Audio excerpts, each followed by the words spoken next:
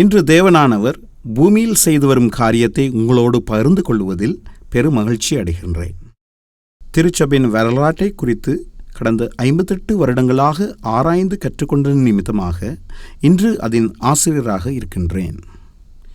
தேவன் பெரிதானதாகவும் வல்லமையானதாகவும் செய்து வரும் சில காரியங்களில் திருச்சபையானது தேவனால் மறுமலர்ச்சி அடைய பண்ணுவதை பற்றி நாம் அறிந்து கொள்வது நலமாயிருக்கும்.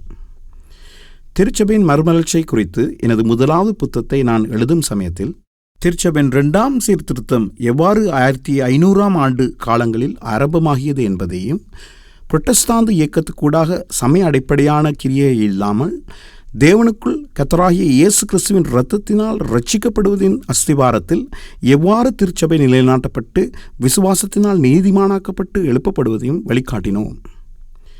அதற்கு பின்னர் 1600ஆம் ஆண்டு காலங்களில் சுவிசேஷ இயக்கத்துக்கூடாக தண்ணீரினால் ஞானஸ்நானமும், 1700ஆம் ஆண்டு காலங்களில் புனித இயக்கமும், 1800ஆம் ஆண்டு காலங்களில் திவ்ய சுவமளிக்கும் இயக்கமும் மறுசீரமைப்புக்கு கொண்டு வரப்பட்டது. 1900 ஆண்டு காலங்களில் திவ்ய பெந்தைகோஸ்து இயக்கமானது அன்று இயேசு கிறிஸ்து வாழ்ந்த காலங்களில் வாக்குறுதி செய்யப்பட்டு பெந்தைகோஸ்து நாளில் அருளப்பட்ட பரிசுத்த ஆவியானவரின் ஈவினால் நாம் வல்லமையை பெற்றுக்கொண்டு உதவியளிக்க மறுமலர்ச்சி அடைந்தது. அதற்கு பின்னர் தேவனுடைய பெரிதான அசைவில் ஈர்க்கப்பட்ட அனைவரும் 1960ஆம் ஆண்டு காலங்களில் தேவனை குறித்த பசிதாகம் உள்ளவர்களாக தங்களுடைய ஆவிக்குரிய ஜீவித்தில் முன்னோக்கி செல்ல அருங்கொடை கரிஸ்மெட்டிக் புதுப்பித்தல் நிகழ்நிலைப்படுத்தப்பட்டது. 1980ஆம் ஆண்டு காலங்களில் தீர்க்கதரிசன அப்போஸ்தல இயக்கமானது தீர்க்கதரிசிகளையும் அப்போஸ்தலர்களையும் திருச்சபையில் திரும்ப கொண்டு வருவதற்கு மறுமலர்ச்சிக்குள்ளாக்கப்பட்டது. எபேசியர் 4ஆம் அதிகாரம் 11-13 இயேசு கிறிஸ்து தாம் திருச்சபைக்கு 5 வகையான ஊழிய வரங்களை கொடுத்துள்ளமையை பற்றி பவுலுக்கூடாக கூறினார். உண்மையில் இயேசு கிறிஸ்து தமது முழு ஊழியத்தையும் எடுத்து 5 வகைகளாக பிரித்து திருச்சபைக்கு கொடுத்தார். அப்போஸ்தலர், தீர்க்கதரிசிகள், சுவிசேஷர், மெய்ப்பர், போதகராக இந்த 5 கூட்டு மொத்தமான ஊழியங்களின் நிறைவுத்தக்கதாய் இயேசு கிறிஸ்து தாம் யார் என்பதையும் திருச்சபைக்கு தாம் யார் என்பதையும் கூறினார். அவருடைய அதிசயமான சிறப்பம்சங்களை இந்த ஒவ்வொரு ஊழியத்திலும் முதலீடு செய்தார். திருச்சபையை ஆயத்தப்படுத்துவதற்காகவும், திருச்சபையை பரிசுத்தப்படுத்துவதற்காகவும், கிறிஸ்துவின் கிரியை திருச்சபையில் நடப்பிப்பதற்காகவும் தேவன் இந்த ஊழியங்களை திருச்சபையில் நிலைப்படுத்தினார். திருச்சபைக்கு 2ஆம் சீர்திருத்தம் கொண்டு வரப்பட்டதின் பின்னர் முதல் 400 வருடங்களின் மறுமலர்ச்சிக்கூடாக சுவிசேஷ ஊழியத்தையும் மேய்ப்பருடைய ஊழியத்தையும் நாம் அங்கீகரித்திருந்தாலும் தீர்க்க தரிசன ஊழியங்களையும் அப்போஸ்தல ஊழியங்களையும் பற்றி அறிந்து கொள்ளவோ அங்கீகரிக்கவோ இல்லை. இயேசு கிறிஸ்து எல்லா 5 வித ஊழியங்களையும் திருச்சபைக்கு கொடுத்ததின் நிமித்தமாக எல்லா 5 ஊழியங்களும் மறுமலர்ச்சி அடைய வேண்டும். ஆகையால் 1980ஆம் 1990ஆம் ஆண்டு காலங்களில் தீர்க்கதரிசிகள் அப்போஸ்தலர்கள் பற்றிய வெளிப்பாட்டை திருச்சபையில் தேவன் மறுமலர்ச்சியடைய பண்ணினார். ஏனெனில் தேவனானவர் உலகத் தோற்றம் முதல் திட்டமிட்டு பூமியில் செய்யப்போகும் கிரியைகளை வெளிப்படுத்தவும் மறுமலர்ச்சியடைய பண்ணவும் ஆயத்தமானார். இதை நடைமுறைக்கு கொண்டு வர அவருடைய தீர்க்கதரிசிகளும் அப்போஸ்தலர்களும் தேவைப்பட்டனர். இயேசு பழைய ஏற்பாட்டின் தீர்க்கதரிசிகளுக்கு கூடாக இவ்விதமாக ஆமோஸ் 3:7 கர்த்தராகிய ஆண்டவர் தீர்க்கதரிசிகளாகிய தம்முடைய ஊழியக்காரருக்கு தமது இரகசியத்தை வெளிப்படுத்தாமல் ஒரு காரியத்தையும் செய்யார் என்றும், புதிய ஏற்பாட்டில் அப்போஸ்தலர் பவுலுக்கூடாக இவ்விதமாக எபேசியர் 5ஆம் அதிகாரம் 3-5 இந்த திருச்சபை பற்றிய வெளிப்பாட்டின் இரகசியத்தை குறித்து எனக்கு உண்டாயிருக்கிற அறிவை நீங்கள் அறிந்து கொள்ளலாம் என்றும் கூறினார். யூதர்களும் புறஜாதியார்களும் எவ்வாறு இயேசு கிறிஸ்துவுக்குள்ளாக திருச்சபை என்று அழைக்கப்பட்டு ஒரே புதிய மனுஷனாக சிருஷ்டிக்கப்படுகிறார்கள் என்பதையும் வெளிப்படுத்தினார். இந்த வெளிப்பாட்டை நான் யாதொரு மனுஷன் எழுதிய புத்தகத்தை வாசித்ததாலோ பெற்றதும் இல்லை, மனுஷனால் கற்றதும் இல்லை. 3 வருடங்கள் அரபி தேச வனாந்திரத்தில் தேவனிடத்தில் நான் காத்திருந்த போது இயேசு கிறிஸ்துவே அதை எனக்கு வெளிப்படுத்தினார் என்று பவுல் கூறினார். இவ்விதமாக தேவன் வெளிப்பாட்டின் மூலமாக பவுலுக்கு திருச்சபையை குறித்த இரகசியத்தை அறிவித்தார். இது முற்காலங்களில் மனுபுத்திரருக்கு வெளிப்படையாக அறிவிக்கப்படவில்லை. இப்பொழுது அவருடைய பரிசுத்த அப்போஸ்தலருக்கும் தீர்க்கதரிசிகளுக்கும் ஆவியானவராலே வெளிப்படுத்தினார் என்றார். ஆகவே இங்கு எமக்கு தீர்க்கதரிசிகளையும் அப்போஸ்தலர்களையும் பற்றிய வெளிப்பாடும் தேவன் இனி செய்ய போகும் காரியங்களை நாம் அறிந்து கொள்வதற்கான இயேசு கிறிஸ்துவின் விசேட அபிஷேகம் நமக்கு அருளப்பட்டுள்ளது. இவைகள் நடக்கும் காலங்களையும் சமயங்களையும் குறித்து நாம் அறிவற்றவர்களாயிருக்கக்கூடாது என்று கர்த்தர் சொல்கின்றார். ஏனெனில் 1 தெசலோனிக்கேயர் 5ஆம் அதிகாரத்தில் நாம் வெளிச்சத்தின் பிள்ளைகளும் பகலின் பிள்ளைகளுமாயிருக்கின்றோம், நாம் இரவுக்கும் இருளுக்கும் உள்ளானவர்கள் அல்லவே என்று சொல்லப்பட்டிருக்கின்றது. ஆகவே தீர்க்கதரிசன அப்போஸ்தல ஊழியங்கள் என்னும் ஒரு பெரிதான தேவனுடைய அசைவு திருச்சபையில் இன்று காணப்படுகிறது.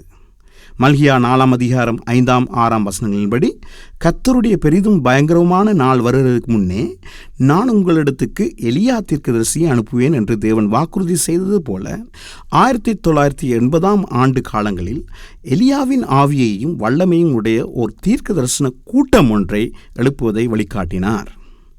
பின்பு மத்தேயு 11ஆம் அதிகாரம் 10ஆம் வசனத்தில் கூறியது போல, இயேசு கிறிஸ்து மனித குலத்துக்கு இரட்சகராகவும் யூதர்களின் மேசியாவாகவும் உலகத்தை மீட்கின்றவராகவும் ஜனங்களுக்கு வழியை ஆயத்தப்படுத்தி இயேசு கிறிஸ்துவை பிரகடனப்படுத்த யோவான் ஸ்நானகன் தெரிவு செய்யப்பட்டு அவனுடைய தனிப்பட்ட தீர்க்க தரிசனம் எவ்வாறு நிறைவேறப்பட்டதோ அவ்விதமாக இயேசு கிறிஸ்துவின் 2ஆம் வருகைக்கு முன்னதாக ஜனங்களின் வழியை ஆயத்தப்படுத்துவதற்காக தேவன் ஒரு தீர்க்க தரிசன கூட்டம் ஒன்றை கிறிஸ்துவின் ஐக்கிய சரீரத்தில் எழுப்புகின்றார் என்று வெளிப்படுத்தினார்.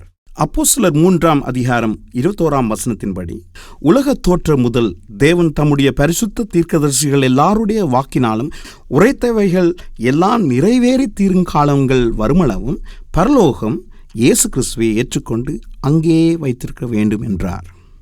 2 பேதுரு 1ஆம் அதிகாரம் 12ஆம் வசனத்தின்படி, இது நிமித்தம் நீங்கள் இப்பொழுது அறிந்திருக்கிற சத்தியத்தில் உறுதிப்பட்டிருக்கவும் தேவனுடைய கிரியைகளை நிகழ்நிலைப்படுத்தவும் நீங்கள் அறிந்து கொள்ள உங்களுக்கு உதவி செய்ய நாம் முன் வருகின்றோம்.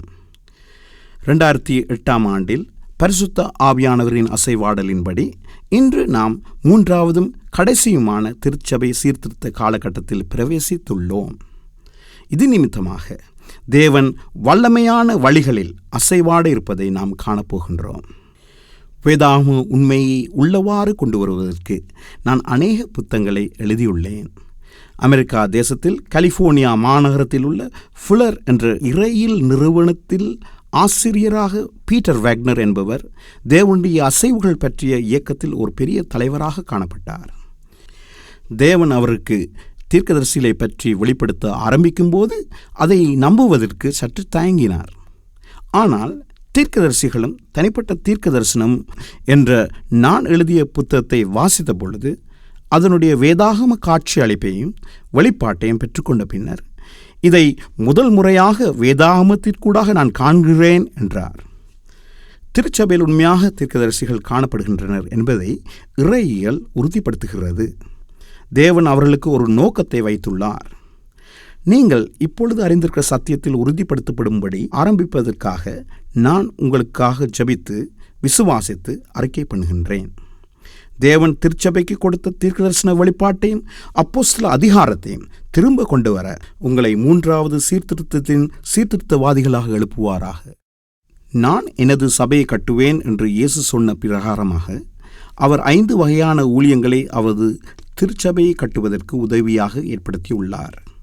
ஆகவே 5 வகையான ஊழியங்களை நடத்துவதற்கும் தமிழ் பேசும் ஜனங்களின் மத்தியில் தேவன் தீர்க்கதரிசிகளையும் அப்போஸ்தலர்களையும் மறுமலர்ச்சியடைய பண்ணி எழுப்புவார் என்றும் நாம் விசுவாசிக்கின்றோம். தேவன் உங்களது தேசத்திலும் உங்கள் ஜனங்களின் மத்தியிலும் இவ்விதமாக எழும்ப பண்ணி நீங்கள் தேவனுடைய மகிமையையும் தேவனுடைய வல்லமையையும் காணச் செய்யும்படி ஏற்படுத்துகிறார். தேவன் வாக்களித்து தீர்ப்பு கூறியபடி ஒரு முழுமையான பரிபூர்ண சபையாக நான் எனது சபையை கட்டுவேன் என்று இயேசு கிறிஸ்து திருவுளம் பண்ணினபடி புதிய ஏற்பாட்டின் கிறிஸ்தவர்களாகிய நாங்கள் திருச்சபை மறுமலர்ச்சி அடைவதை திரும்பவும் காண இருக்கின்றோம்.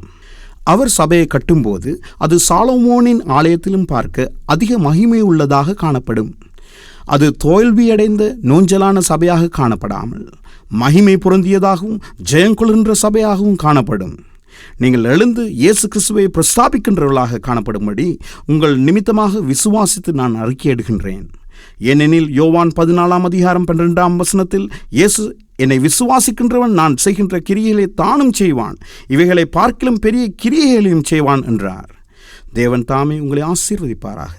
பவுல் எபேசிய கிறிஸ்தவர்களுக்காக தேவனிடத்தில் வேண்டிக் கொண்டபடி ஞானத்தையும் தெளிவையும் அளிக்கின்ற ஆவியை உங்களுக்கு தந்தருளி உலகத்துக்கு இயேசு கிறிஸ்துவின் கிரியைகளை செய்து காட்டுபவர்களாக உங்களை ஏற்படுத்துவாராக. கர்த்தர் தாமே உங்களை ஆசீர்வதிப்பாராக. ஆமேன்.